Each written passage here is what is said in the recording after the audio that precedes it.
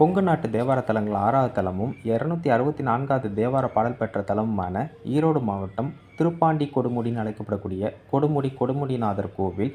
இறைவி பேர் பன்மொழி நாயகி இல்லைனா வடிவுடை நாயகி. தேவார மூவரும் ஒரு பதிகம் பாடிய தலம். சுந்தர நமசிவாய பதிகம் பாடிய தலம். இந்த கோவில் இறைவனுக்கு இறைவிக்கு நடுப்பகுதியில் பெருமாள் கோவில் இருக்குது.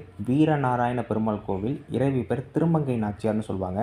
தலமரமான வன்னி மரத்துக்கு கீழே பிரம்மன் இருக்கிறார். இது மும்மூர்த்தி தலம். வடக்கிலிருந்து தெற்காக ஓடி வரும் காவேரி நதி கொடுமுடி இந்த கோவிலில் உள்ள கிழக்கு நோக்கி ஓடுது. காவேரி நதியோட மேற்கு கரையில் அமைந்த கோவிலுங்க இது. மேருமலையிலேருந்து 5 மணிகள் சிதறினதில் வைரம் விழுந்த தலமாக சொல்லப்படுது.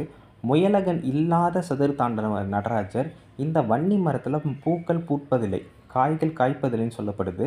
இந்த மரத்தோட இலையை தண்ணீரில் போட்டால் கூட எவ்வளோ நாள் ஆனாலும் தண்ணீர் கெடுவதில்லையாம். இப்படி எண்ணற்ற தகவல்கள் இருக்குது. அதை எல்லாமே தெளிவாக நான் கம்யூனிட்டி போஸ்ட்டில் சொல்கிறேன்.